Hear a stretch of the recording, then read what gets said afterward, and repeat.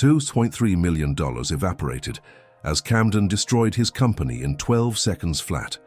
His trembling hands couldn't hold the presentation clicker as 12 investors watched him hyperventilate in real time. The slide projected behind him read, "Why fear-based? Decisions kill companies," while the risk whisperer himself was dying from fear in front of Colorado's most powerful venture capitalists. I can't. Camden's voice cracked like a teenager's as sweat pooled in his $800 shirt. Patricia Hawthorne from Zenith Ventures, whose $340 million portfolio existed because of his fearless recommendations, stared in horror. Marcus Chen from Boulder Capital, who'd called him the most reliable predictor in Colorado, was already reaching for his phone. This was Camden Theodore Prescott, 38, the man who'd saved 47 startups from catastrophic decisions, having the most spectacular panic attack in Boulder tech history. The devastating irony was nuclear.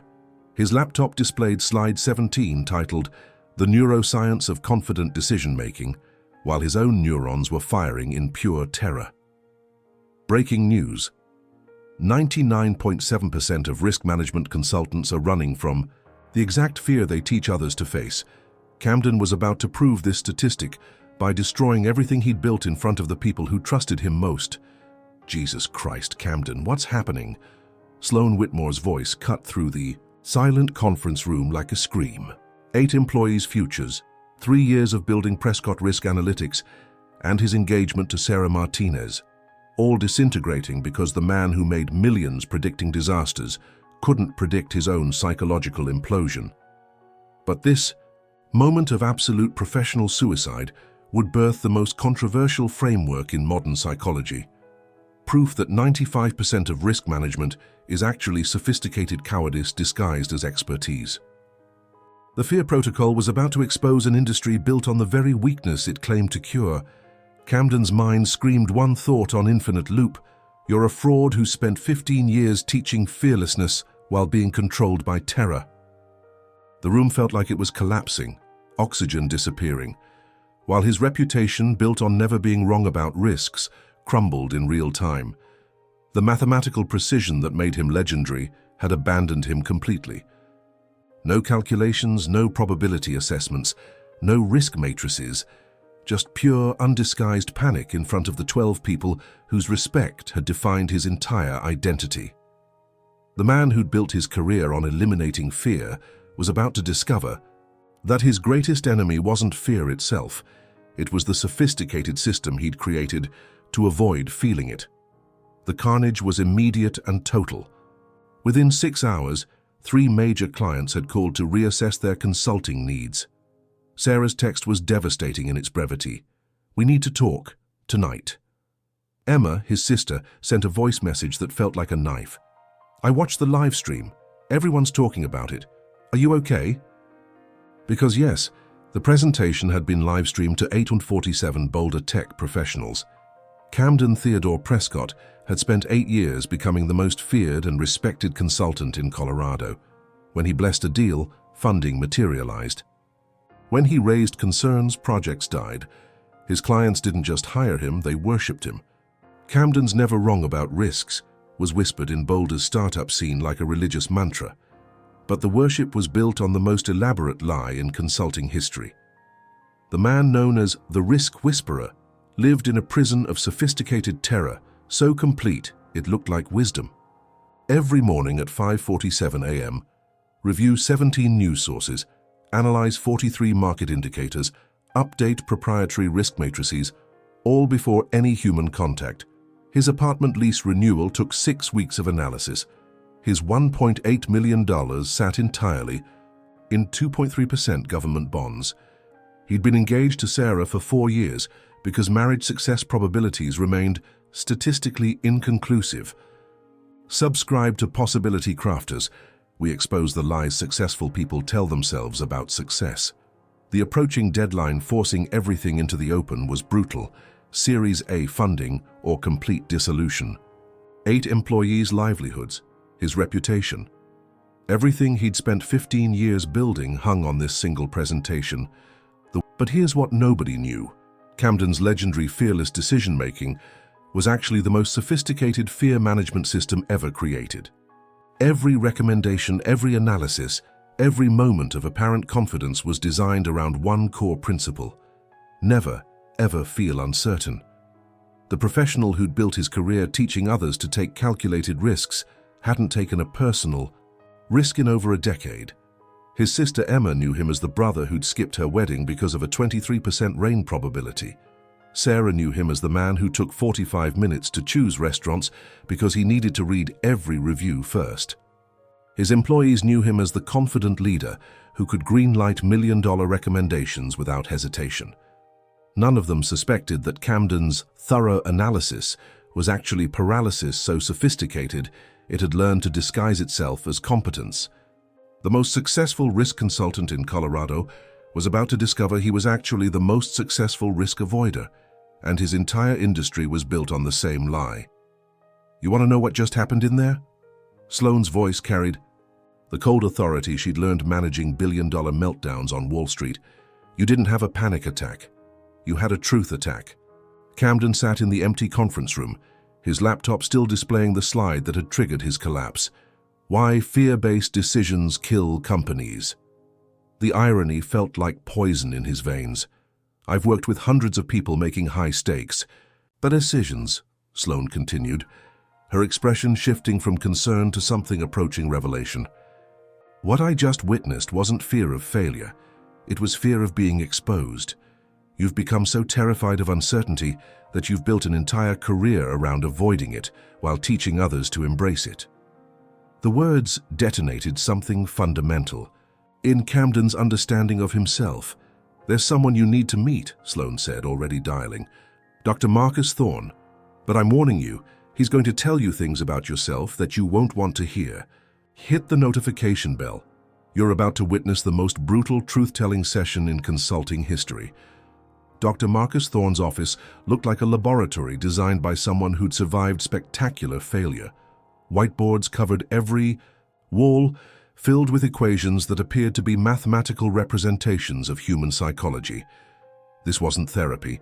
This was psychological forensics. Thorne himself was 52, with the presence of someone who'd lost everything and emerged wiser. Former hedge fund manager turned neuroscientist, who'd developed his expertise after losing $40 million in a single day by being too afraid to cut losses. He'd spent 15 years studying the psychology of decision-making under pressure.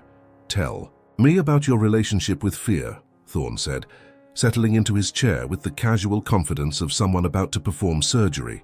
"I don't get scared," Camden replied automatically. "That's literally my job, helping people see risks clearly without emotional interference." Thorne's smile was predatory.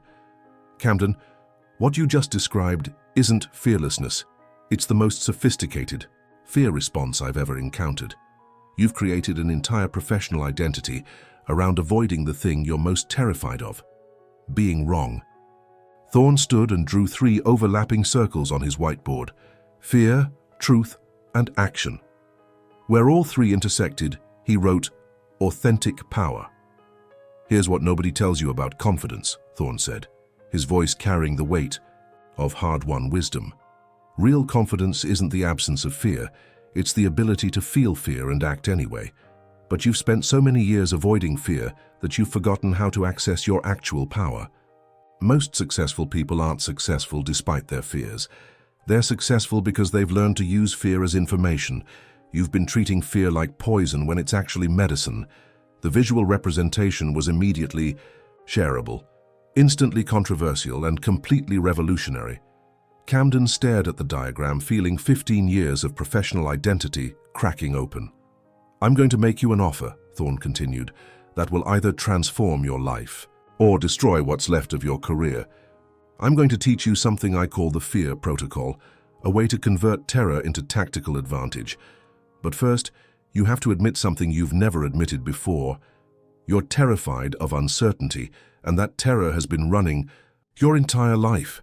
The moment of truth had arrived. Camden could continue. Camden's first attempt at feeling his fear was a catastrophe that almost ended his career permanently. Dr. Thorne had given him a simple assignment: make one business decision based on feeling rather than analysis. Just one. The next morning, Rebecca Santos called about her cardiac monitoring startup. Instead of his usual 2-week analysis marathon, Camden tried to feel his way to a recommendation.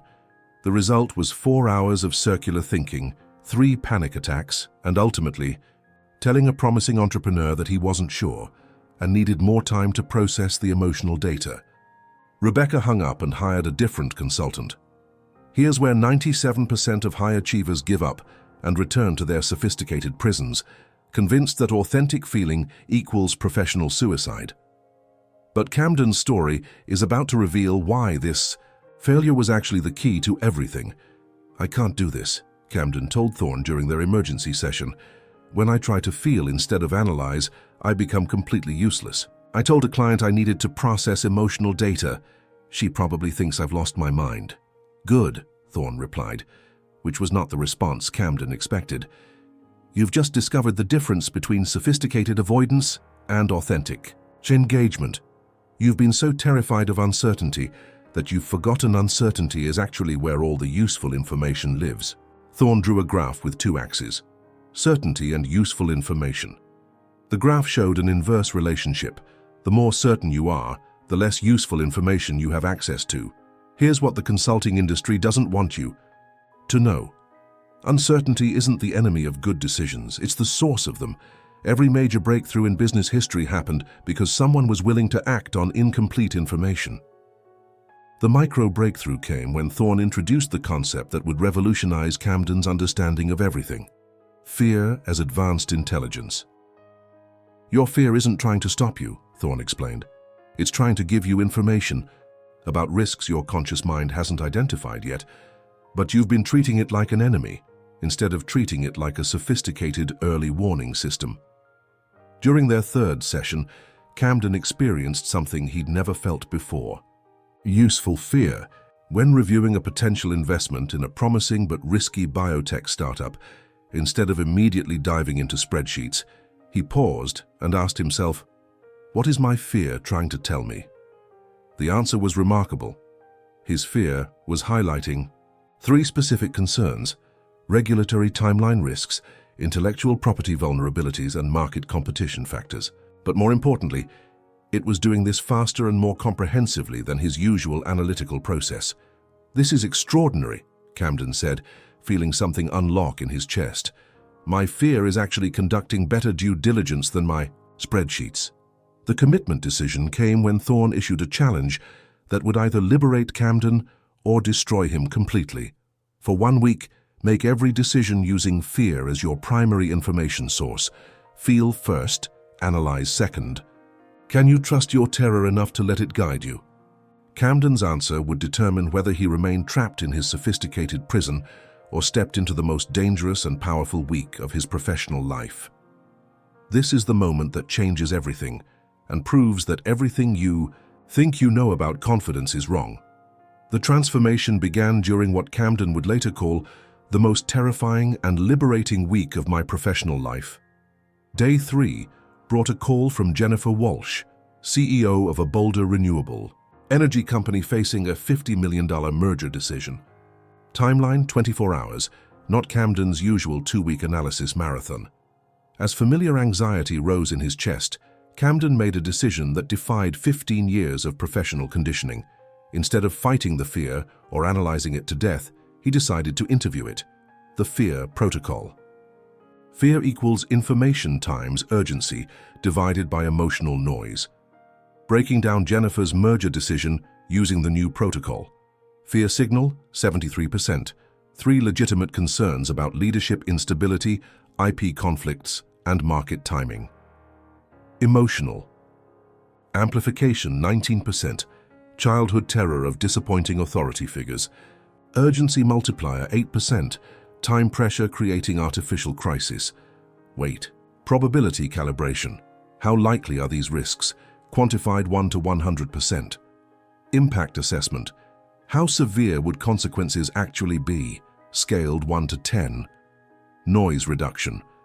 What past experiences are amplifying current fear? Action. Extraction. What specific steps does the cleaned information suggest? Applying this framework to Jennifer's merger, Camden discovered his fear was 73% sophisticated business intelligence, 19% irrelevant emotional baggage, and 8% artificial urgency. When he separated signal from noise, the path forward became crystal clear. Fear isn't your enemy. It's your mind's way of conducting rapid-fire risk assessment. The problem isn't the fear. The problem is treating security alerts as system failures. Camden's recommendation, proceed with merger but with specific safeguards addressing the identified risks, proved exactly what Jennifer needed. More importantly, Camden felt a clarity he'd never experienced, professional confidence based on actual intelligence rather than defensive analysis. The consulting industry has it backwards. They teach you to overcome fear when you should be learning to optimize it. 95% of risk management is actually sophisticated cowardice disguised as expertise. This understanding inverted everything Camden thought he knew about professional competence. Fear wasn't evidence he shouldn't act. It was his mind's preliminary assessment requiring interpretation. The same analytical skills that made him excellent at spreadsheet analysis could be applied to emotional intelligence. Courage isn't the absence of fear, it's fear literacy. The most confident people aren't those who never feel afraid. They're those who've learned to read fear like a professional language. The mathematical breakthrough. Optimal decisions equal fear intelligence plus analytical processing minus emotional distortion. This equation would become the foundation of a methodology that would transform thousands of professionals. Camden had discovered that his greatest weakness, his terror of uncertainty, contained his greatest strength, access to information his conscious mind couldn't detect. The goal isn't fearlessness, the goal is becoming fluent in the language.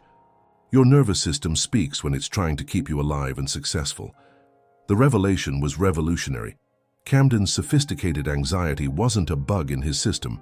It was the most advanced feature, providing rapid-fire risk assessment that his analytical mind could then process and optimize. He'd spent 15 years trying to eliminate his greatest competitive advantage. The ultimate test of Camden's fear protocol came 6 weeks later when he faced the decision that would either validate his transformation or prove it was elaborate. Self-delusion, leaving his established firm to launch something completely unprecedented in the consulting industry. The stakes were apocalyptic. Walking away from Prescott Risk Analytics meant abandoning $240,000 in annual revenue, betraying 8 employees who'd built their careers around his leadership, and potentially destroying his reputation if the new venture failed. Sarah had made it clear that another major life disruption might end their engagement permanently. Emma had warned that another calculated risk gone wrong would damage their relationship beyond repair.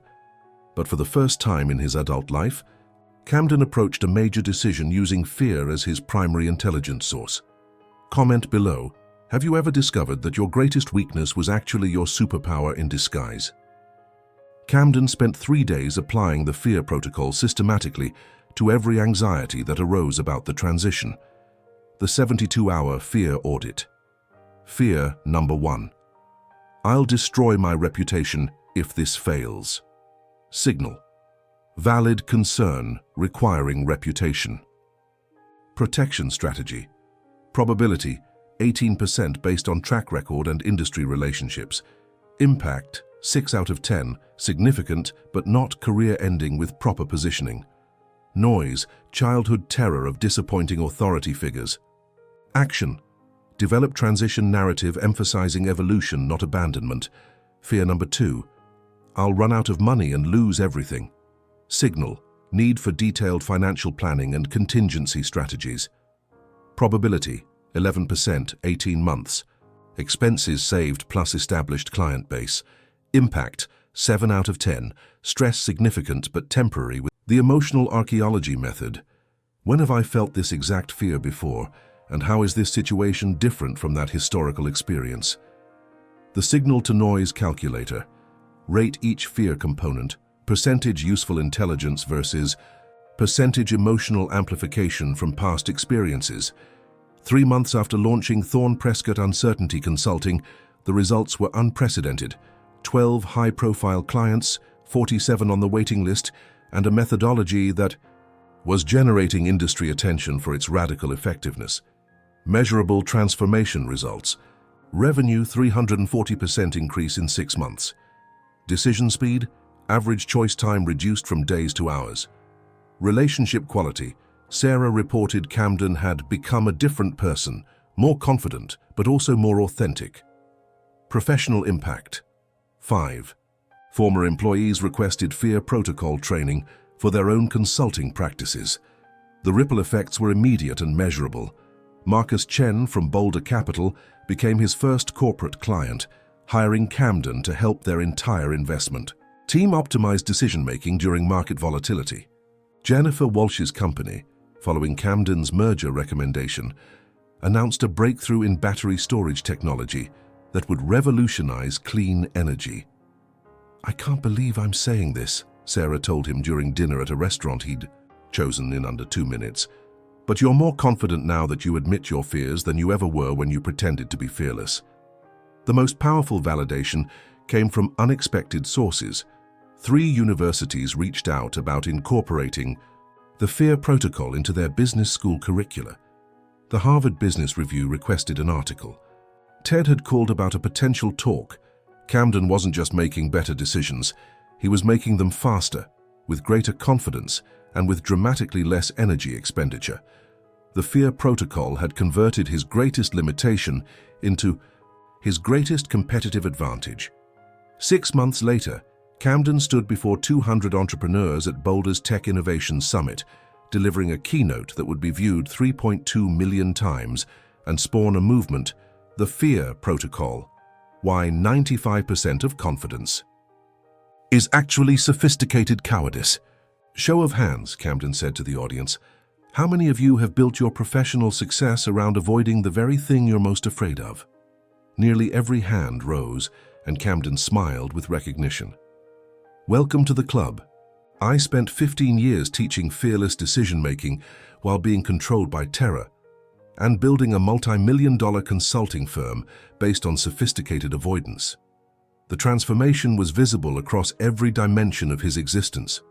Thorne Prescott uncertainty. Consulting had grown to 15 employees, was booked solid for 10 months, and had generated the most controversial methodology in modern business psychology.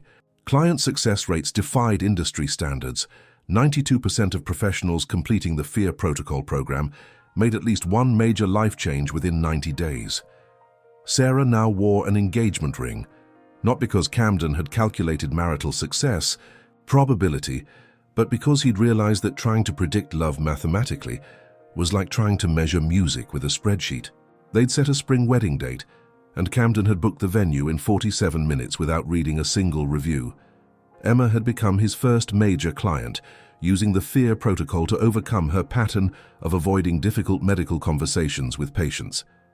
She'd since launched her own practice, helping healthcare professionals manage uncertainty during crisis situations. Their relationship had evolved from sibling obligation into genuine partnership and mutual respect.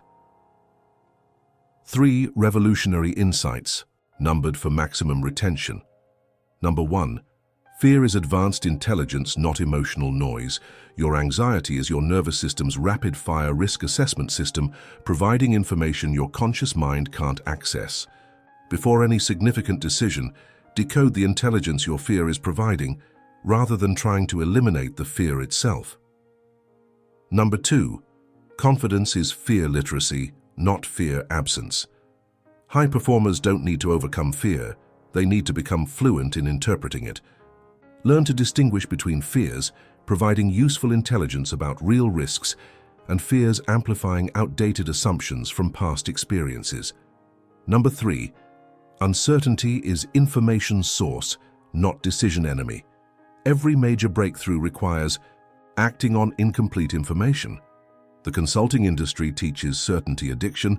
The Fear Protocol had evolved beyond personal transformation into something unprecedented. A systematic method for converting anxiety into competitive advantage that was revolutionizing how entire industries approached decision-making. 6 months. Days ago, I stood in this same building and said, "I can't do this while destroying my company in front of investors," Camden told the summit audience. Today I'm standing here saying the most important thing I've ever learned. I can do this and so can you. Not despite your fears, but because of them. Dr. Thorne had announced his retirement, recommending Camden as his successor at the Uncertainty Institute. Camden has achieved something I thought was impossible, Thorne said during the transition ceremony.